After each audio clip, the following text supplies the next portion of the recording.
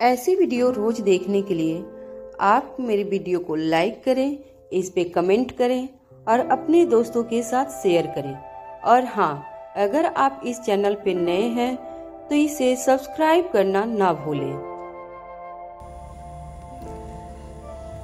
पिछले एपिसोड में हमने सुना था कि अनिका जब अपनी लैब से अपने कमरे में जा रही थी, तभी अनिका को एक अनजान नंबर से कॉल आता है और सामने वाला अनिका को मिलने की रिक्वेस्ट करता है। वैसे तो अनिका अब किसी से भी नहीं मिलना चाहती थी, लेकिन कुछ देर के बाद सोचने के बाद अब अनिका उस इंसान को हाँ कर देती है। अनिका अब उससे कहती है, ठीक है, मैं अभी के लिए बिजी हूँ, लेकिन हाँ, जैसे ही मैं फ्री होती हूँ तुम्हें कॉल करके बता दूंगी मैं तुमसे कहाँ पर मिल सकती हूँ और कहाँ पर नहीं, और कौन सा वेन्यू होगा और क्या टाइम होगा। मैं तुम्हें यह सब मैसेज पर ही अपडेट कर दूंगी या फिर मैं तुम्हें कॉल कर दूंगी। यह कहते हुए अब अनिका अपना फोन रखने को होती है। अनिका उसे अब कहती है, अभी मैं बिजी हूँ, लेकिन जैसे ही फ्री होती हूँ मैं तुम्हें यह इसके बारे में बता दूंगी। अनिका ने यह बात इसलिए कही थी कि वह इंसान से मिलने जाने से पहले एक बार इंस्पेक्टर अब्बास से इस बारे में बात करना चाहती थी। अनिका इस बारे में एक बार अच्छे से सोच लेना चाहती थी, क्योंकि अनिका यहाँ पर सडनली ऐसा कोई भी डिसीजन नहीं लेना चाहती थी जिसके बारे में बाद में अनिका को उसके लिए पछताना पड़े। क्योंकि सामने वाला इंसान कौन था, कैसा था, कौन नहीं था, उसके बारे में अभी तक अनिका को कुछ भी पता नहीं था। लेकिन जैसे ही अनिका ने उसको खुद फोन करने के बारे में कहा, तो उस अनिका की बात सुनकर सामने से विवेक ने कहा, नहीं मैडम, अगर आप अभी नहीं मिल सकती तो फिर उसके बाद मैं आपसे कभी भी नहीं मिल पाऊंगा। अगर आप मुझसे मिलना चाहती हैं, अगर मैं आपको जो कुछ भी बताना चाहता हूँ, अगर आप उसके बारे में जानना चाहती हैं, तो आपको आज और अभी इसी टाइम ही मिलना होगा। मेरा आपसे मिलना आज ही इसी वक्त ही बहुत ही जरूरी है। लेकिन अगर मैं आज आपसे नहीं मिल पाया तो उसके बाद कोशिश करिएगा कि आप मुझे दोबारा कभी भी कांटेक्ट मत कीजिएगा। अब अनिका उस आदमी की यह बात सुनकर थोड़ी देर के लिए तो हैरान हो जाती है, लेकिन अभी अनिका यहाँ पर कुछ नहीं कहती।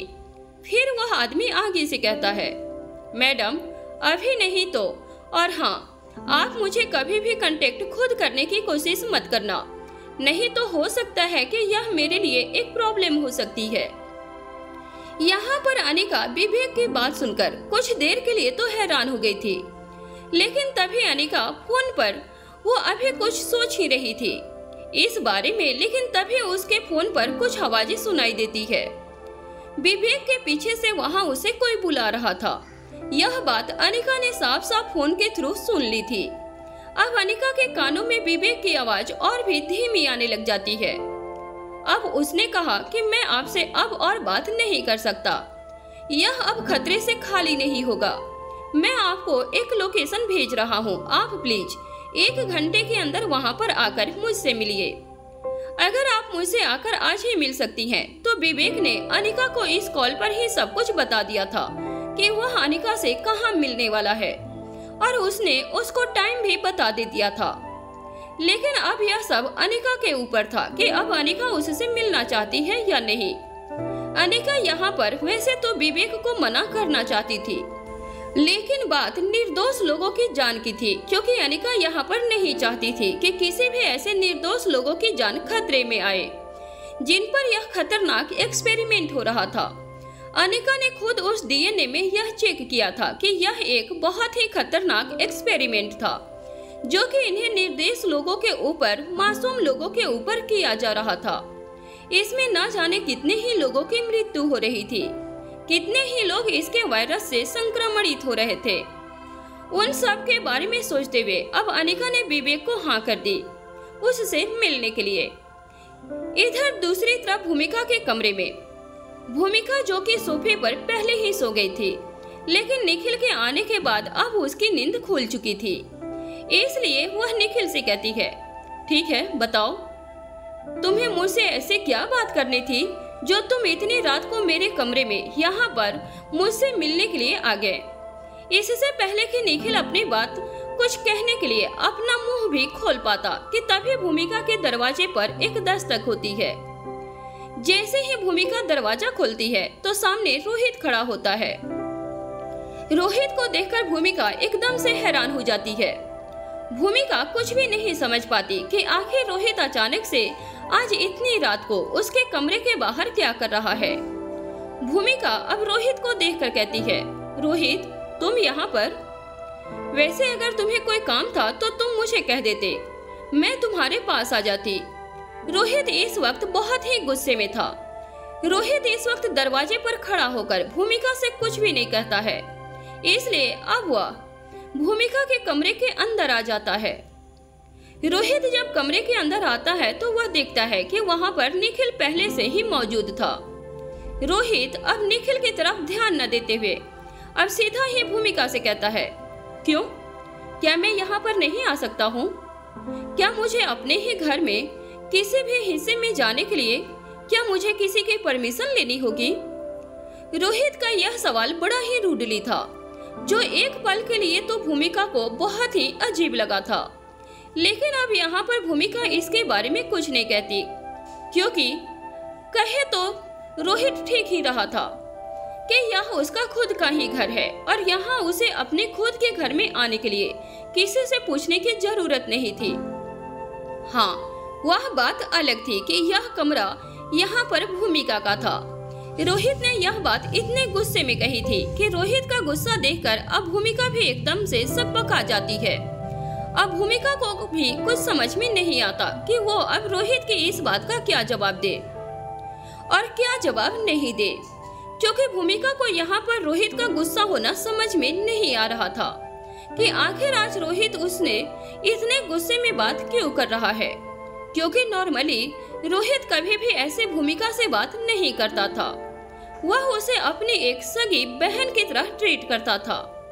अब भूमिका इन्हीं सब ख्यालों में थी, लेकिन अब भूमिका धीरे से कहती है, लेकिन रोहित मेरा वह मतलब नहीं था, मैं तो बस अनिका। भूमिका ने बस इतना ही कहा था। तभी रोहित बीच में ही भूमिका को रोकते हुए कहता है, क्या वो? मैं तुमसे यहाँ पर कुछ बात करने के लिए आया हूँ। तभी भूमिका रोहित की बात सुनकर कहती है, ठीक है, अगर तुम्हें कोई काम है तो ठीक है। इससे क्योंकि भूमिका यहाँ पर बहुत ही सहमी हुई थी, वह हड़बड़ाकर बोल रही थी। तभी रोहित का गुस्सा देखकर अब भूमिका और भी ज्यादा सकपका गई थी। अब रोहित भूमिका से आगे कुछ कह पाता कि तभी रोहित का फोन बजने लग जाता है।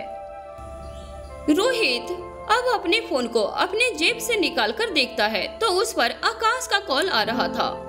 आकाश के कॉल को देखकर अब क्योंकि यहाँ पर रोहित भूमिका से कुछ बात करने के लिए आया था, लेकिन इस समय वह अब यहाँ पर आकाश से बात नहीं कर सकता था, क्योंकि यहाँ पर सबसे जरूरी रोहित का भूमिका से बात करना था। और इस बीच में वह यहाँ पर कॉल को कनेक्ट करके अब यहाँ पर कहीं न कहीं अपने बात से नहीं भटकना चाहता था, इसलिए वह आकाश के कॉल को न उठाकर रोहित उसे अपने पॉकेट में ऐसे ही डाल लेता है, क्योंकि रोहित किसी से भी बात करने के अभी मूड में बिल्कुल भी नहीं था। वह भी केवल यहाँ पे भूमिका से ही बात करना चाहता था। इसलिए रोहित ने फोन को वापस से अपने जेब में रखा और एक बार फिर भूमिका की तरफ देखकर कहने लगा, भूमिका इतना सब हो गया है और तुमने मुझे बताना भी जरूरी नहीं समझा? रोहित की यह बात सुनकर कहीं न कहीं भूमिका अब एकदम से हैरान हो गई थी। भूमिका अब समझ जाती है कि आखिर रोहित किस बारे में बात कर रहा है। अभी भूमिका चुप ही थी, तभी रोहित आगे कहता है, क्या तुम में से किसी को भी ऐसा नहीं लगा कि इस बारे में मुझे पता होना जरूरी है? यह कहते हुए अब रोहित निखिल की तरफ भी देखता है, क्योंकि उस एक्सपेरिमेंट में जब वह एक्सीडेंट हुआ था तो उसमें उसकी टीम में निखिल भी, भूमिका भी और अनिका के साथ ही थे। भूमिका अब समझ जाती है कि रोहित यहाँ पर ही शायद इसी बात से नाराज है, इसलिए वह रोहित से कहती है, रोहित मैं तुम्हें बताना चाहती थी, लेकिन मुझे अनिका ने तुम्हें सब कुछ बताने से पहले ही मना कर दिया था। इसमें अब मैं क्या करती? भूमिका की यह बात सुनकर अब रोहित और भी बहुत ही गुस्सा बढ़ जाता है और अब हुआ भूमिका से कहता है, भूमिका क्या तुम्हारे पास खुद का दिमाग नहीं है क्या? तुम्हें एक बार भी खुद का दिमाग नहीं लग रहा था? यह बात तुम्हें मुझसे छिपानी चाहिए या नहीं? रोहित के यह बात सुनकर अब भूमिका के पास कहने को कोई शब्द नहीं थे सिवाय यहाँ सॉरी के। अब वह रोहित से कुछ भी नहीं कह पाती। वह बस रोहित को ही देखे जा रही थी, क्योंकि कहीं आज उसको रोहित का गुस्सा फेस करना पड़ रहा था, जो उसने कभी कल्पना में भी नहीं सोचा था कि कभी रोहित भी उसके ऊपर इतना गुस्सा कर सकता है। रोहित के गुस्से को देखकर अब यहाँ पर भूमिका की आंखों में थोड़ा सा पानी आ जाता है, जो साफ साफ निखिल देख पा रहा था। लेकिन रोहित के सामने निखिल की भी हिम्मत नहीं होती कि वह भूमिका या रोहित के बीच में कुछ भी बोले। अब दिखने को तो रोहित को भी भूमिका की आंखों में यह आंसू दिख गए थे, लेकिन वो अब कहता है, अपनी बात को आगे बढ़ाते हुए कहता है, भूमिका तुम्हें तो पता ही है ना कि अनिका की तो आदत है, वह अपनी परेशानी अपने तक सीमित रखती है। वह कभी अपनी परेशानी में किसी को भी इन्वॉल्व नहीं करना चाहती। वह मैं ही क्यों ना हो, वैसे तो सबकी हेल्प करती रहती है, सबके लिए एक ढाल बनकर खड़ी हो जाती है, लेकिन जब बात उसकी आती है तो वह अपनी सभी समस्याओं को अपने ही लेवल पर हल करने की सोचती है। जब तक उसे जरूरत नहीं होती दूसरे बंदे की, दूसरे इंसान की, तब तक वह किसी से भी अपनी बात को शेयर नहीं करती। लेकिन भूमिका, मुझे यहाँ तुमसे यह उम्मीद नहीं थी। अगर तुम अनिका के साथ थी तो तुम कम से कम मुझे बता सकती थी।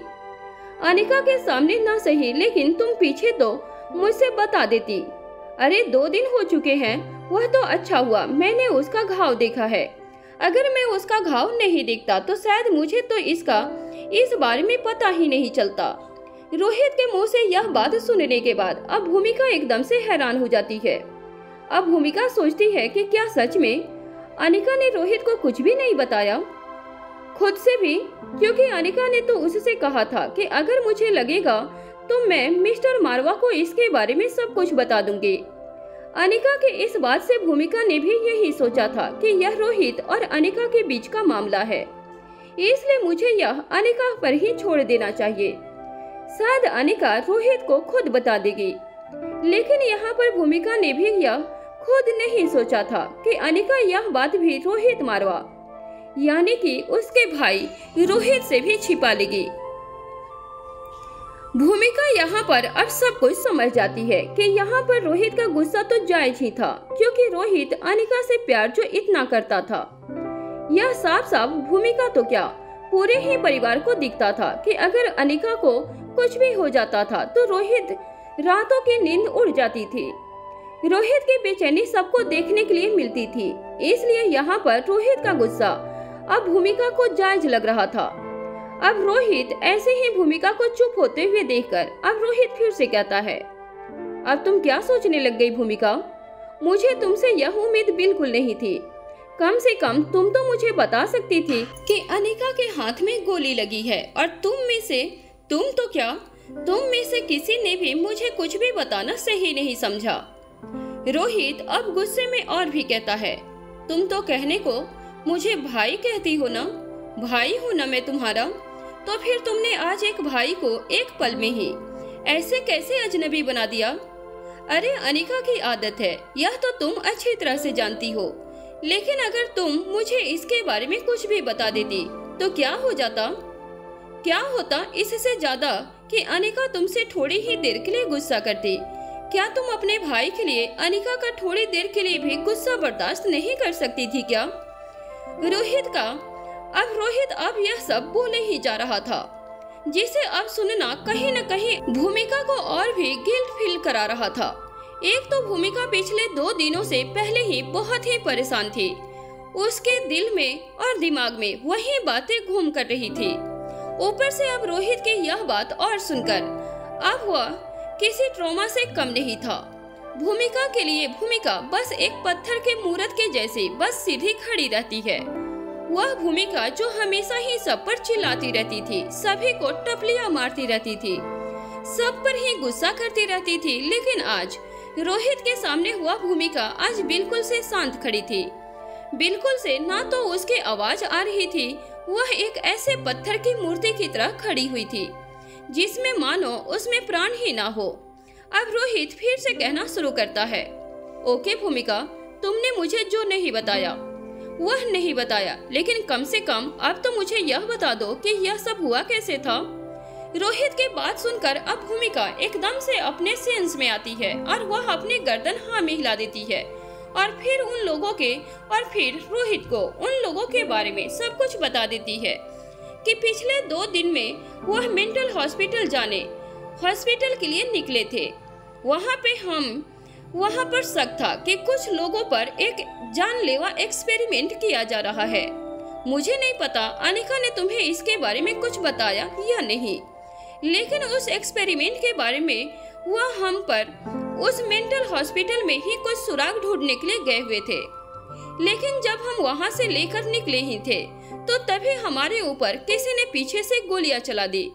मुझे यह नहीं पता कि वह गोली मुझ पर चली थी या हमारी पूरी टीम पर चली थी, लेकिन उस टाइम उस गोली का निशाना मैं थी। भूमिका यहाँ पर अब रोहित को सब कुछ विस्तार से बता देती है। अब भूमिका आगे कहती है, लेकिन रोहित, वो गोली जैसे ही मुझे लगने वाली थी तभी मुझे साइड में हटाते हुए अनिका एकदम से बीच में आ गई और गोली अनिका के बाजू को छूकर निकल गई थी। यह सारी बातें बता देने के बाद भूमिका फूट फूट कर रोहित के सामने रोने लग जाती है और कहती है, सॉरी रोहित, यह सब मेरी वजह से हुआ है।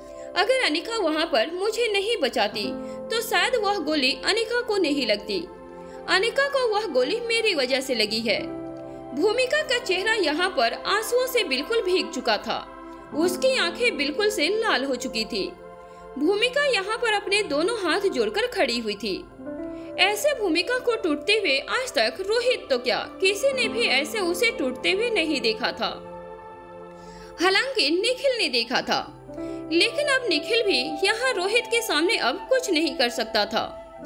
निखिल का भूमिका को ऐसे देखकर निखिल को खुद ऐसे महसूस हो रहा था जैसे यहाँ पर भूमिका नहीं बल्कि निखिल टूट चुका हो। लेकिन रोहित के सामने कुछ भी करने की अब निखिल में भी हिम्मत नहीं हो रही थी। ऐसे भूमिका को टूटता हुआ देखकर अब कहीं न कहीं अब रोहित को भी अपनी गलती का एहसास हो जाता है और वह अब समझ जाता है कि उसने कुछ ज्यादा ही गुस्सा यहाँ पर भूमिका के ऊपर उतार दिया है। रोहित का पिछले दिन का जो कुछ फ्रस्ट्रेशन था, एक तो पहले जो अनिका ने उसको लंच के लिए छोड़कर चली गई थी, हालांकि उसमें रोहित की ही गलती थी, लेकिन अगर रोहित अपनी वो गलती मानता भी, अगर वह रोहित अनिका को मनाता भी तो अनिका ने रोहित को वह भी मौका नहीं दिया था। ऊपर से अनिका ने खुद के ऊपर लगी गोली की बात को भी रोहित से छुपा लिया था। इससे उसको एक गुस्सा भी अनिका के ऊपर आ रहा था। ऊपर से अनिका अब 2 दिन से सीक्रेट लैब में ही काम करने में लगी हुई थी, जिससे अब रोहित ना तो अनिका से बात कर रहा था और ना ही अनिका को देख पा रहा था। यह तो 2 दिन पता नहीं रोहित के लिए 2 साल के बराबर थे। रोहित ने यह 2 दिन कैसे निकाले हैं वह तो बस रोहित ही जानता था, और इन्हीं सब चीजों का फ्रस्ट्रेशन आज उसका भूमिका के ऊपर उतर गया था। अब रोहित को अपनी गलती का एहसास होता है कि उसने आज यह कितनी बड़ी गलती कर दी है। उसने सब चीजों का ब्लेम सिर्फ भूमिका के ऊपर डाल दिया था। अब उसके आंसू देखकर रोहित का भी दिल पसीजने लगा था। अब रोहित भूमिका के सिर पर अपना हाथ रखता है और कहता है, सॉरी भूमिका, जो हुआ उसे भूल जाओ, और तुम तो अनिका को अच्छी तरह से जानती ही हो ना। कितने साल हो गए हैं तुम्हें उसके साथ काम करते हुए। अब इससे ज्यादा और अब मैं क्या ही तुम्हें कह सकता हूँ। अगर तुम्हारी जगह कोई और भी होता तो शायद अनिका यही करती। यह तो अनिका से एक्सपेक्ट करना जायज ही है, इसलिए तुम्हें अपने आप को दोष देने की कोई जरूरत नहीं है। लेकिन हाँ, तुम मुझसे एटलीस्ट एक तो प्रॉमिस करो, आगे जो कुछ भी होता है तुम मुझसे कभी भी कोई भी बात नहीं छुपाओगी, चाहे वह बात मुझे बताने लायक हो या नहीं हो। अगर वह बात अनिका से रिलेटेड हो तो तुम सबसे पहले उसके बारे में मुझे बताओगी, जो यह अब की बार हुआ है। मैं चाहता हूँ कि यह दोबारा फिर से न दोहराया जाए। मुझे अनिका के बारे में हर एक अपडेट चाहिए। अनिका का बिहेवियर, अनिका का नेचर हम सब अच्छे से जानते हैं, लेकिन तुम तो मुझे समझ ही सकते हो ना कि आखिर मैं कहना क्या चाहता हूँ। रोहित की यह बात सुनकर अब भूमिका अपनी गर्दन हाँ में हिलाती है और कहती है, ओके रोहित, मैं वादा करती हूँ आगे से हर छोटी से छोटी अपडेट, चाहे वह अनिका से रिलेटेड कितनी भी जरूरी हो या कितनी ही जरूरी ना हो, मैं तुम्हें हर एक बात पहले से ही बता दूंगी, चाहे उसके लिए अनिका मुझे कितना ही मना क्यों न करे। अब रोहित भी भूमिका के बात से सहमत होता है और भूमिका का हाल अब बहुत ही बुरा हो चुका था, क्योंकि भूमिका बहुत ही ज्यादा रो चुकी थी। अब रोहित से उसका और यह ऐसी हालत नहीं देखी जा रही थी और अब रोहित को समझ भी नहीं आ रहा था कि वह आखिर ऐसा क्या करे जिससे कि भूमिका अब थोड़ा सा रिलैक्स फील करे। अब रोहित वहाँ पर कुछ और ना करते हुए सिर्फ निखिल की तरफ देखता है और निखिल को इशारों ही इशारों में भूमिका को शांत करने के लिए कहता है। जैसे ही रोहित निखिल की तरफ देखता है तो निखिल भी रोहित की बात को समझ जाता है और वह जस्ट एक हल्के से अपनी गर्दन हिलाकर हाँ करता है और यह देखते ही अब रोहित भूमिका के कमरे से बाहर निकल जाता है। अब रोहित यहाँ से जाना ही बेटर समझता है, क्योंकि उसने पहले ही भूमिका को इतना हर्ट कर दिया था। उसने पहले ही हर चीज का ब्लेम भूमिका के ऊपर डाल दिया था। भूमिका की पहले से ही क्या हालत हो रही थी, अब रोहित को यह बात समझ में आ रही थी। उसका गिल्ट भी अब रोहित के मन में था, लेकिन अब वह यहाँ पर कुछ और नहीं कर सकता था, इसलिए उसने भूमिका और निखिल को अकेला छोड़ना ही बेहतर समझा और फिर वह जल्दी से उल्टे पैर वहाँ से भूमिका के कमरे से बाहर निकल जाता है। जैसे ही रोहित बाहर आकर अब अपना फोन देखता है तो जब रोहित ने अपना फोन अपने पॉकेट में डाला था तो वो फोन को पॉकेट में डालते हुए फोन के स्क्रीन पर टच होने के बाद कॉल कनेक्ट हो गया था, लेकिन उधर से आकाश को रोहित के हेलो की आवाज नहीं आ रही थी, बल्कि वहाँ पर जो भी मामला चला हुआ था आकाश वह सारी ही बातें सुन रहा था। रोहित जब अपना फोन निकाल के देखता है तो उसमें देखता है कि आकाश का कॉल चल रहा था। शायद जब रोहित ने फोन को वापस जेब में रखा तो वह गलती से कनेक्ट हो गया था। वहीं इधर गुलेरिया हाउस में अब तक श्रेया ने भी आकाश से कई बार ही पूछ लिया था कि रोहित ने क्या कहा है। बताओ ना आकाश, रोहित ने क्या कहा है, लेकिन आकाश कोई भी जवाब नहीं दे रहा था। अब श्रेया आकाश को कुछ भी बोलते हुए ना देखकर अब श्रेया काफी इरिटेट हो गई थी। अब वह एकदम से इरिटेट होकर चिल्लाते हुए आकाश से कहती है, आकाश क्या आप सुन रहे हो? क्या आपको आपके कानों में मेरी आवाज जा रही है? आकाश हुआ क्या है? क्या तुम मुझे कुछ बताओगे? कितनी देर से बस इस फोन को कान पर लगाकर खड़े हो, ना तो कुछ तुम बोल रहे हो और ना ही कुछ बता रहे हो। मैं कब से तुमसे पूछ रही हूँ, तुम मुझे कुछ बता क्यों नहीं रहे हो? श्रेया की बातें सुनने के बाद अब आकाश एक गहरी सांस लेता है और फिर कहता है। सबसे पहले वह फोन को डिस्कनेक्ट करता है और फिर श्रेया से कहता है, शायद मिस्टर मारवा ने गलती से फोन को कनेक्ट कर दिया है, जबकि वह खुद बात नहीं कर रहे थे। अब आकाश की बात सुनकर अब श्रेया कहती है, तो ठीक है, फिर अगर तुम्हारी रोहित से बात नहीं हुई तो एक बार फिर से तुम रोहित को कॉल कर लो, इसमें कौन सी बड़ी बात है?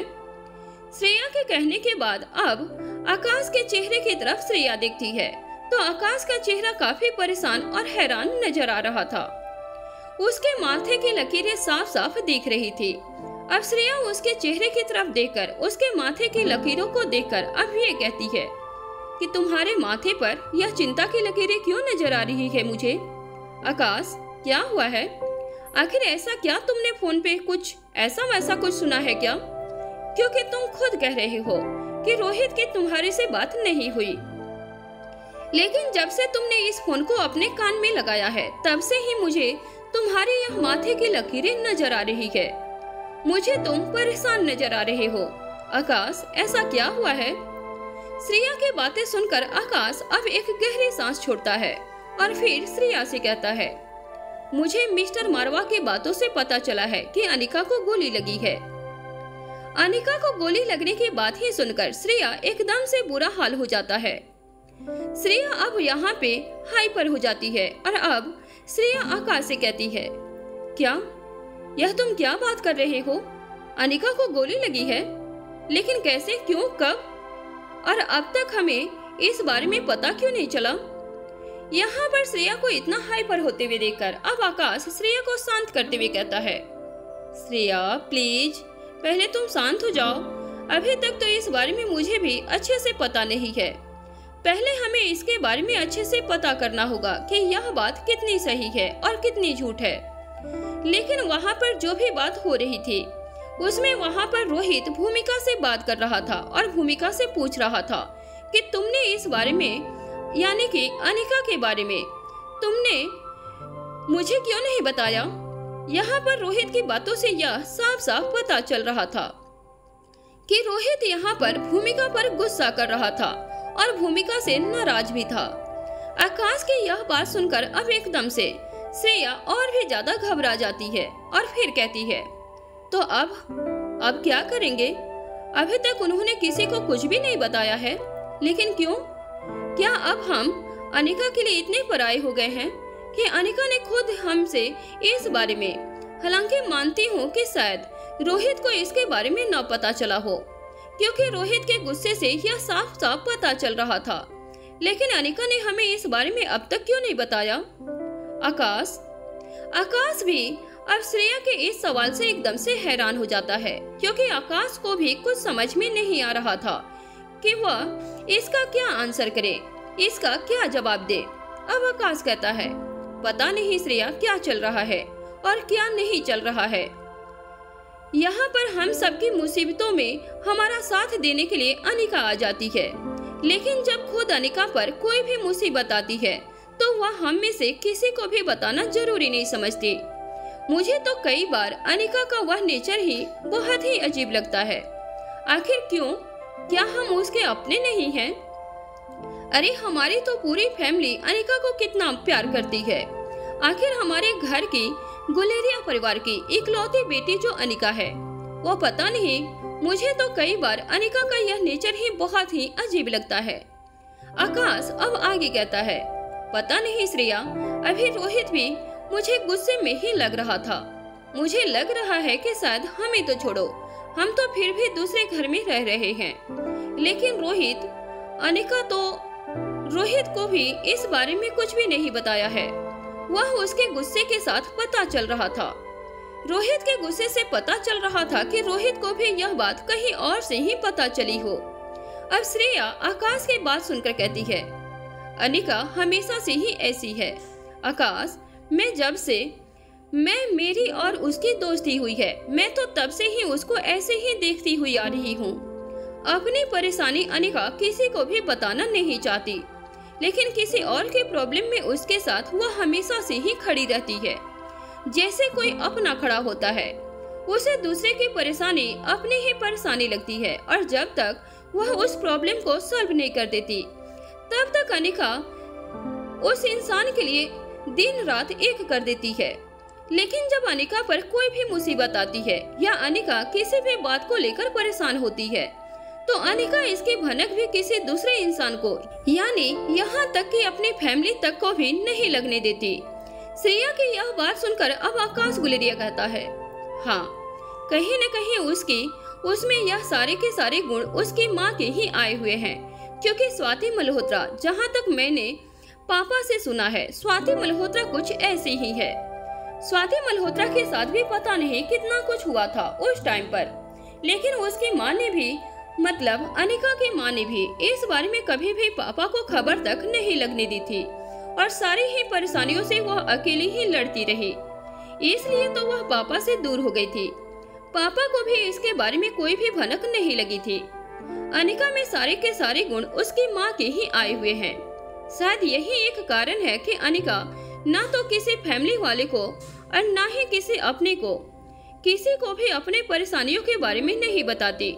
या तो हो सकता है कि वह किसी को भी अपनी परेशानी में परेशान नहीं करना चाहती होगी, या उसे अपने ऊपर इतना कॉन्फिडेंस होता है कि वह अपनी हर चीज को खुद ही सॉल्व कर लेगी। वह इसमें किसी दूसरे को परेशान क्यों करे। यहाँ पर श्रेया और आकाश जब आकर आपस में यह बातें कर रहे थे, जब श्रेया कह रही थी कि अनिका दूसरों की परेशानी में ही उसके साथ खड़ी रहती है, लेकिन अपनी प्रॉब्लम कभी किसी को नहीं बताती। तब करण ने श्रेया की यह बात सुन ली थी।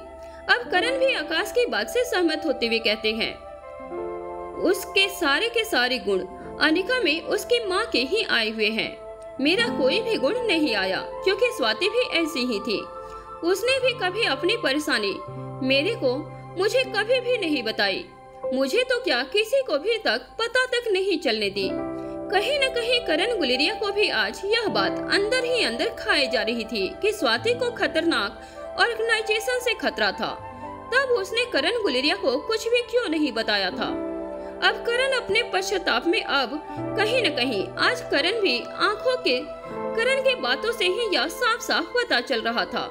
अब करण आगे बताते हैं, जब स्वाति के ऊपर ही खतरनाक ऑर्गेनाइजेशन का इतना सारा प्रेशर आया हुआ था, उसके ऊपर इतना बड़ा खतरा था, जबकि मुझे तो यह भी नहीं पता था कि वह प्रेग्नेंट है।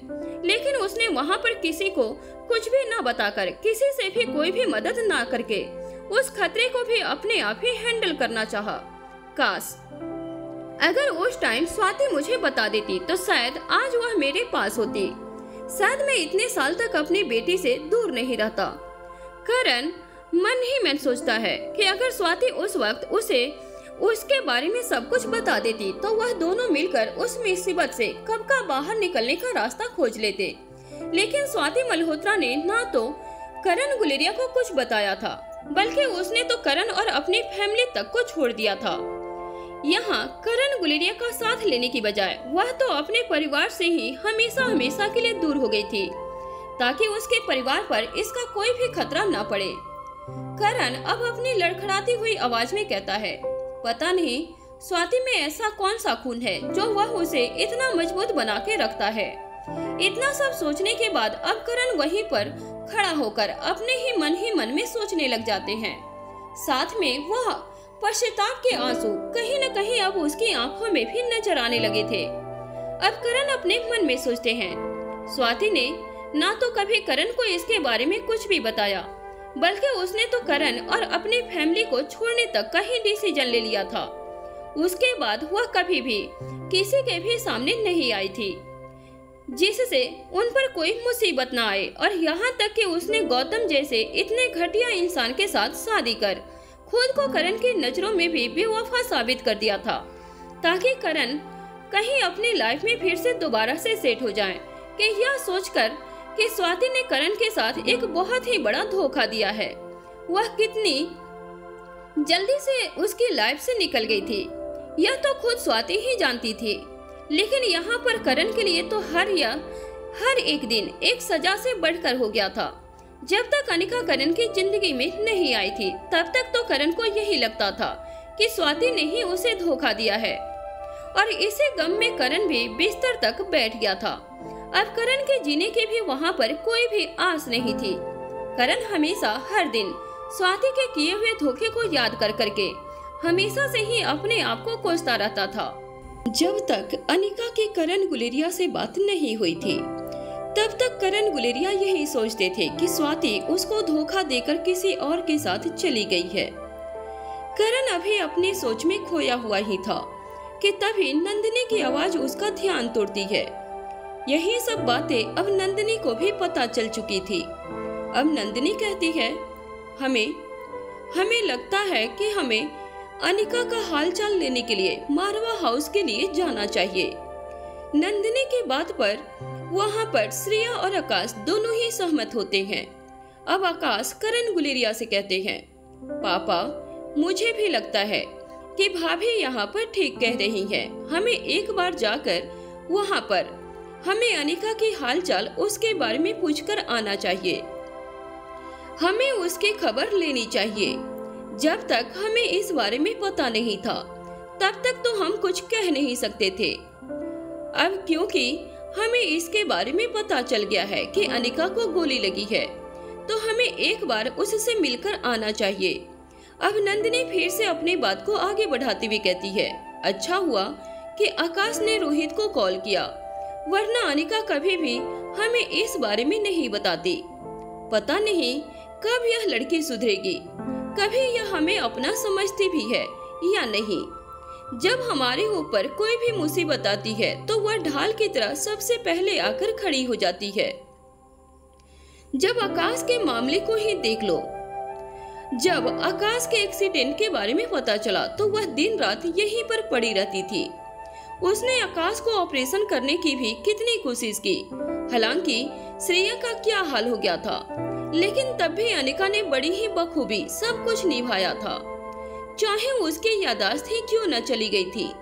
लेकिन जब उसे पता चला वह इस परिवार की बेटी है तो उसने बखूबी ही अपनी सारी ड्यूटीज निभाई थी। और उसकी याददाश्त आने के बाद भी उसने हमें आकाश से भी उसी से ही मिलवाया था। आकाश की तो छोड़ो, हमारे घर की जितनी भी छोटी मोटी परेशानियां थी, सब में अनिका ही हर प्रॉब्लम का सॉल्यूशन ढूंढती है। हमारी हर समस्या में वही हल निकालती है।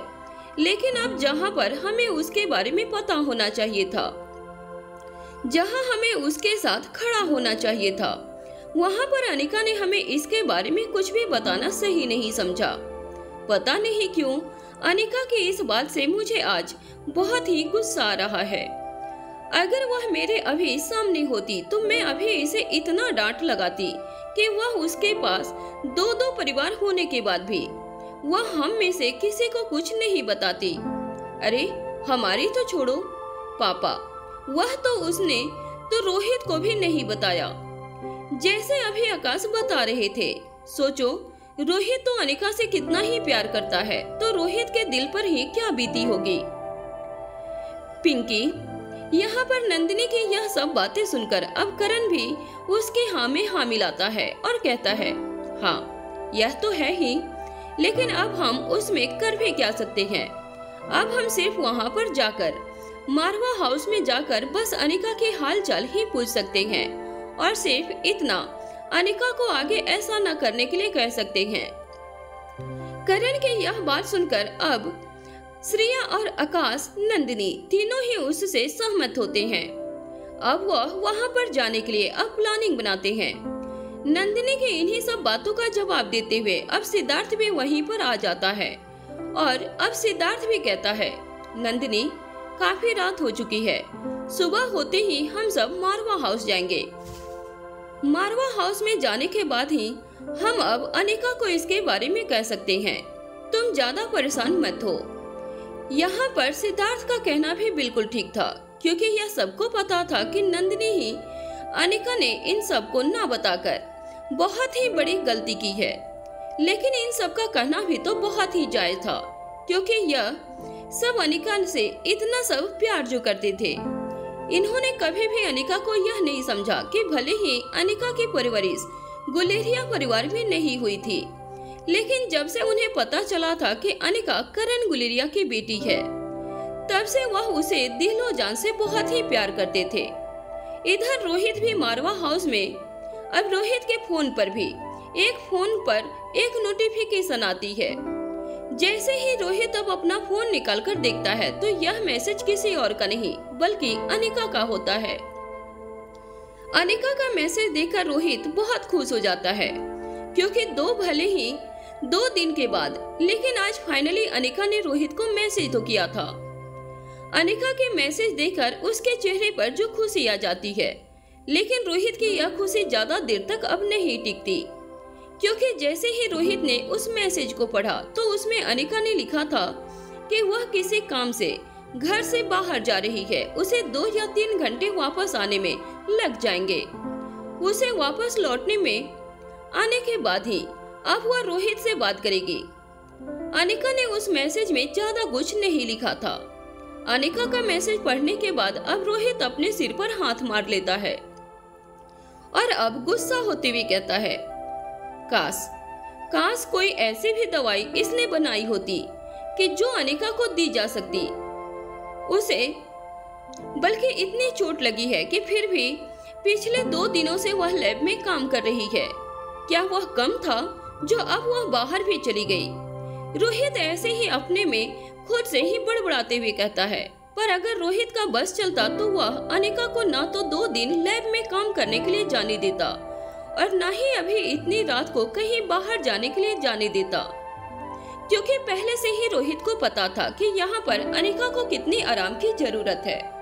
यह सिर्फ रोहित ही जान सकता था कि अगर अनिका टाइम पर आराम नहीं करती तो यह उसकी बॉडी के लिए कितना खतरनाक हो सकता है। लेकिन अब रोहित भी इसमें क्या ही कर सकता था, क्योंकि अनिका तो यहाँ से जा चुकी थी। अब रोहित बड़बड़ाते हुए कहता है कि पता नहीं यह कब मेरी बात सुनेगी, या सुनेगी भी या नहीं सुनेगी। वैसे भी यह मुझसे अभी भी नाराज है या नहीं, मुझे तो अभी तक इसके बारे में यह भी नहीं पता चल रहा है।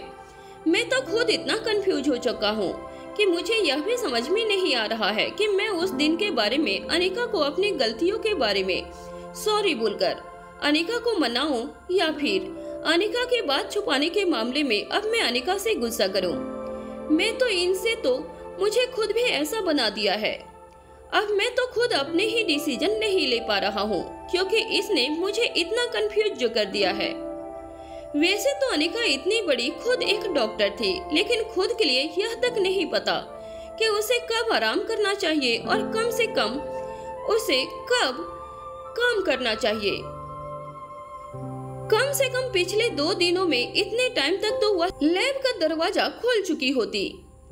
मैं उसे खाना वगैरह खिला देता, लेकिन नहीं, पता नहीं मेरे से वह कितना नाराज है। उसने तो मुझे लैब के अंदर तक घुसने नहीं दिया। यहाँ पर रोहित का सारा फ्रस्ट्रेशन उसके गुस्से के साथ बाहर निकल रहा था। लेकिन इसमें बेचारा रोहित करता भी तो क्या करता। इधर गुलेरिया हाउस में करण गुलेरिया भी अब तक अपने कमरे में जा चुके थे। करण गुलेरिया की भी बेचैनी आज बहुत बड़ी हुई थी। वैसे करण गुलेरिया यहाँ पर सोने की कोशिश तो कर रहे थे, लेकिन आज उसकी आंखों से नींद कोसों दूर थी। अनिका से बात करने के बाद भले ही उन्हें कुछ टाइम के लिए रिलैक्स हुआ था, कुछ दिन अब वह अच्छे से सो भी पा रहे थे, लेकिन आज जैसे ही उन्हें पता चला कि अनिका को गोली लगी है, करण की बेचैनी अब और ज्यादा बढ़ती जा रही थी। कहीं न कहीं वह इसका जिम्मेदार खुद को भी मानते हुए कह रहा था, पता नहीं यह लड़की क्यों मेरी बात नहीं सुनती है। मैं अब करण यहाँ पर खुद को कहता हूँ कि मैं एक बार स्वाति मल्होत्रा को तो खोने का गिल्ट आज तक भुगतता जा रहा हूँ, लेकिन अगर आज अनिका को कुछ भी हो जाता तो मैं फिर क्या करता। मैं अनिका को इतनी आसानी से अब अपनी जिंदगी से नहीं जाने दे सकता। आखिर अनिका ही मेरी और स्वाति की अपनी बेटी है, मैं ऐसा कैसे होने दे सकता हूँ। अब करण के दिमाग में ऐसे बहुत सारे सवाल आने लग गए थे कि आखिर ऐसा कौन हो सकता है जिसकी अनिका से अब दुश्मनी हो सकती है, क्योंकि दमयंती देवी के बारे में, उसके दुश्मनों के बारे में कहीं न कहीं अब सब ठीक हो गया था। अब करण यह सोचने लग जाता है कि ऐसा कौन सा नया दुश्मन है जो अब अनिका के लिए नई फिर से दुश्मनी पैदा कर रहा है। कौन है जो अनिका के ऊपर ऐसे गोली चला सकता है, क्योंकि यहाँ पर करण को यह नहीं पता था कि वह गोली भूमिका पर चली थी या अनिका के ऊपर चली थी, लेकिन करण को सिर्फ यह पता होता है कि गोली अनिका के ऊपर चली है। इसलिए करण के दिमाग में भी बहुत सारे सवाल घर कर जाते हैं करण के पास यहाँ खोने के लिए। अब करण यहाँ पर अपने पास कुछ किसी भी चीज को नहीं खोना चाहता था। अनिका उसकी लाइफ में अब क्या मायने रखती थी यह सिर्फ करण ही जानता था। भले ही आज तक उसने अनिका को इसके बारे में कुछ नहीं बताया हो, लेकिन जब उसे पहली बार इस बारे में पता चला था कि अनिका करण और स्वाति मल्होत्रा दोनों की ही बेटी है, तो करण की खुशी का खुद करण बता सकता था, क्योंकि करण को उस टाइम जो खुशी मिली थी उसी टाइम से ही करण को जीने की एक नई चाहत भी हो गई थी, और इसीलिए करण आज तक अनिका की किसी बात को नहीं टाल पा रहे थे। वह कोई भी बात क्यों न हो, करण हमेशा अनिका के साथ एक ढाल बनकर रहना चाहते थे।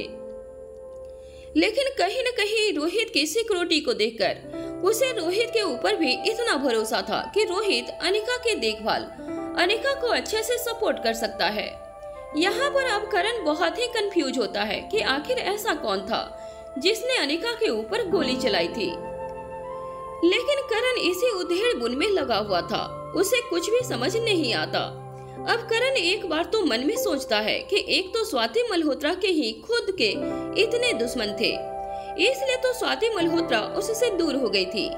काश उस टाइम ऐसा ना हुआ होता। काश स्वाति मल्होत्रा की कोई भी दुश्मन ना होता। पता नहीं ऐसा कौन सी इनोवेशन स्वाति करने लग गई थी कि उसने अपनों आप से दूर होना पड़ा। और कहीं न कहीं अब उसका यह रिस्क मुझे अनिका की जिंदगी के ऊपर भी लग रहा है। एक के बाद एक खतरा कहीं न कहीं या तो परिवार के ऊपर या अनिका के ऊपर आता ही रहता है। लेकिन अब इन सब से बचा कैसे जाए? मैं जानता हूँ कि अनिका में वह सब कैपेबिलिटी है, वह सब योग्यता है, वह इन खतरों से आसानी से लड़ सकती है। मैं यह भी जानता हूँ कि अनिका इतनी पावरफुल है कि अनिका इन सब चीजों से लड़ भी सकती है और एक अच्छा डिसीजन भी ले सकती है।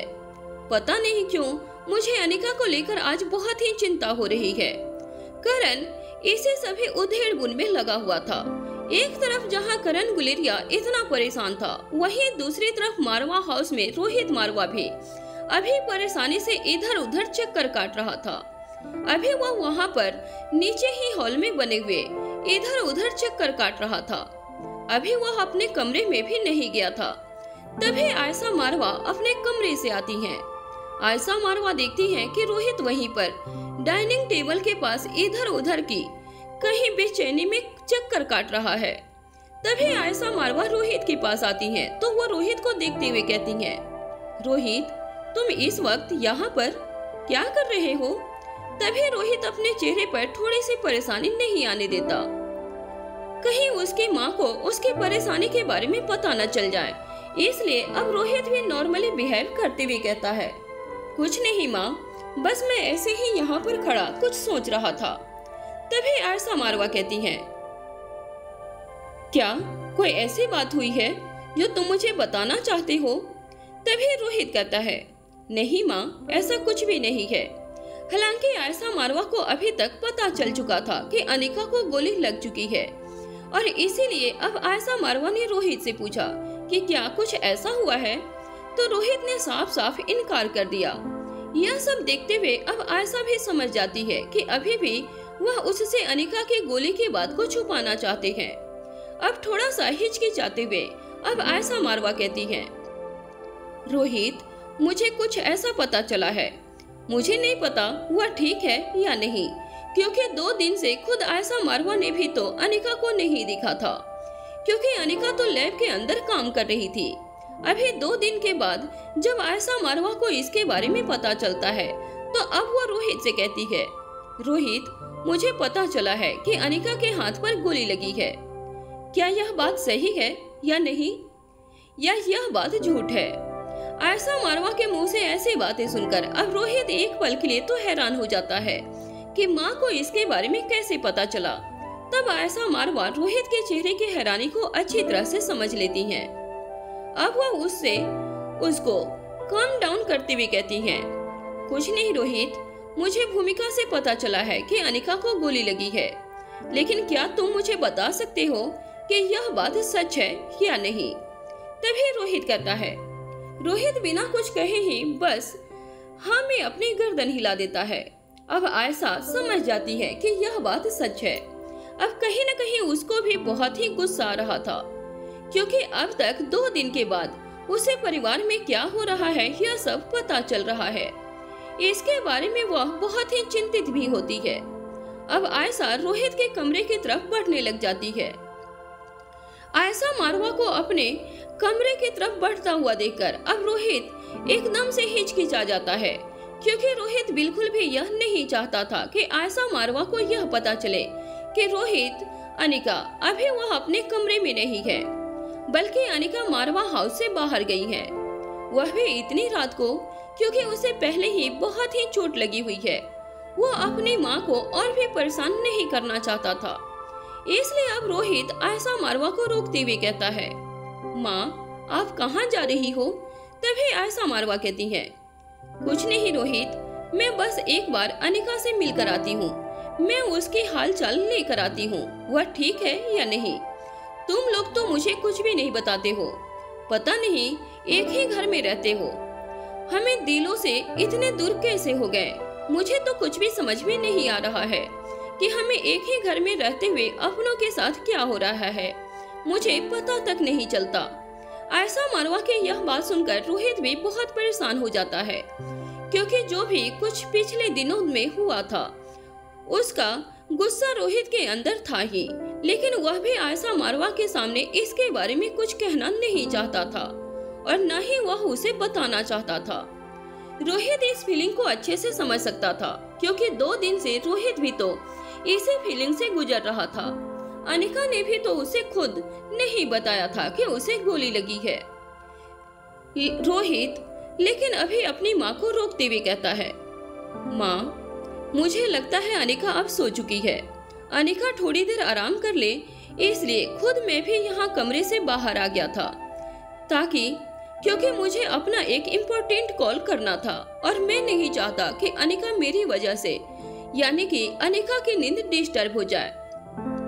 आयशा मारवा को भी रोहित की यह बात ठीक लगी और आयशा मारवा सोचती है, क्या सच में अनिका सो रही है? तभी रोहित कहता है, हाँ माँ, उसने अपनी दवाइयाँ ली है। दवाई के असर की वजह से उसे जल्दी नींद आ गई, इसलिए अनिका अभी आराम कर रही है और अनिका सो रही है। सुबह जैसे ही वह जल्दी से उठे तो आप उसकी खबर ले लेना। आई थिंक अभी उसे सोने ही देना चाहिए। आयशा मारवा को भी रोहित की यह बात ठीक लगती है, लेकिन अब वो अपना गुस्सा जाहिर करते हुए कहती है, पता नहीं रोहित, तुम लोग इतने बड़े क्यों हो गए? तुम लोग हमें कुछ भी समझते हो या नहीं? मैं मानती हूँ अनिका किसी को कुछ नहीं बताती, लेकिन तुम्हें तो इस बारे में पता चल गया था ना? या उसने तुम्हें भी कुछ नहीं बताया? अब आयशा मारवा की यह बात सुनकर रोहित बिल्कुल से शांत हो जाता है। वो आयशा मारवा से अपनी नजरें चुराने लगता है। अब रोहित मारवा इधर उधर अपनी नजरों से इधर उधर अपने गर्दन को घुमाकर देखने लग जाता है। रोहित को ऐसा बिहेव करते हुए देखकर अब आयशा मारवा समझ जाती है कि रोहित यहाँ पर कुछ छुपा रहा है। अब आयशा मारवा रोहित से पूछती है, रोहित, मैंने तुमसे कुछ पूछा है, क्या तुम मुझे उसका जवाब दोगे? आयशा मारवा की बात पर अब रोहित कुछ नहीं कहता। अब रोहित के इस एक्सप्रेशन को देखकर आयशा मारवा समझ जाती है कि यहाँ पर शायद अनिका ने रोहित को भी कुछ नहीं बताया है। अब आयशा मारवा चिंता के स्वर में कहती है, रोहित, यह सब क्या चल रहा है? क्यों अनिका किसी को भी कुछ नहीं बताती है? हम तो अनिका को कितना मानते हैं, अनिका से कितना प्यार करते हैं। हालांकि इसमें कोई शक नहीं है कि अनिका हम सबसे प्यार नहीं करती या वो हम सबसे केयर नहीं करती, लेकिन क्यों वो हमें अपने इमोशंस किसी को नहीं बताती? क्यों वो अपना दुख दर्द किसी को नहीं बताती? आयशा मारवा के इन सवालों को सुनकर रोहित भी अब परेशान हो गया था। रोहित जानता था कि उसकी माँ आज जो कुछ भी कह रही है वह सही ही तो कह रही है, इसमें गलत भी क्या है? लेकिन यहाँ पर अब वह कुछ भी जवाब नहीं देता और बस वह सिर्फ इतना ही कहता है, माँ, इसमें हम कुछ नहीं कर सकते। अब अगर अनिका हमें नहीं बताना चाहती तो हम अब उसके साथ जबरदस्ती तो नहीं कर सकते ना? रोहित की इस बात पर अब आयशा मारवा भी हाँ में अपना सर हिला देती है और रोहित की इस बात को सुनकर अब आयशा मारवा भी उसकी हाँ में हाँ भरती हैं और फिर कहती हैं, मैं इस बारे में अब अनिका से बात करूंगी, क्योंकि अगर हम सब एक ही घर में रह रहे हैं, अगर हम एक ही परिवार हैं और एक ही परिवार में रहते हुए भी इतनी बड़ी बड़ी बातें अगर छुपाई जा रही है तो यह ठीक नहीं है। सोचो, अगर कल को कुछ हो भी जाता तो हमें तो इसके बारे में पता भी नहीं चलता, जैसे हमें अब पता नहीं चलता। अरे, अगर हमें अपने ही बच्चों के बारे में पता नहीं होगा तो और किसके बारे में पता होगा? आयशा मारवा को इतनी चिंता करते हुए देखकर अब रोहित उनके कंधे पर हाथ रखते हुए कहता है, माँ, रिलैक्स, आप ज्यादा चिंता मत करो। अनिका बहुत ही समझदार है, वह सब चीजों को समझती है, वह इन सब चीजों को आसानी से हैंडल कर लेगी। मैं मानता हूँ अनिका ने गलती की है, अनिका ने हम सब से यह बात छुपाकर बहुत बड़ी गलती की है, लेकिन कोई बात नहीं, हमें अभी भी उसके इस डिसीजन में उसका साथ देना चाहिए। रोहित की समझदारी को देखकर आयशा मारवा भी उसकी हाँ में हाँ मिलाती हैं, क्योंकि यह बात तो आयशा मारवा भी जानती थी कि अनिका जितनी समझदार है उतना शायद कोई भी ना हो। अनिका हर डिसीजन बड़ा ही सोच समझ कर लेती थी वह हर डिसीजन में अपनी फैमिली, अपने परिवार, अपने बच्चों सबको मद्देनजर रखकर कोई भी डिसीजन ले लेती थी और वह अपने परिवार के लिए अनिका कुछ भी कर सकती थी। इसमें कोई भी दो राय नहीं थी। अनिका ने यहाँ पर यह बात क्यों छुपाई थी? क्योंकि आयशा मारवा भी अब समझ जाती है कि अनिका हम सबको अपनी गोली लगने की वजह से परेशान नहीं करना चाहती थी। अब आयशा मारवा रोहित को कहती है, ओके रोहित, तुम भी अपना ध्यान रखना, और हाँ, अगर अनिका रात को जग जाए तो प्लीज उसका ध्यान रखना। मैं जानती हूँ कि तुमसे ज्यादा ध्यान अनिका का कोई भी नहीं रख सकता, लेकिन इस वक्त उसे तुम्हारी सबसे ज्यादा जरूरत है, इसलिए तुम ऐसा करो, तुम अब अपने कमरे में ही वापस जाओ।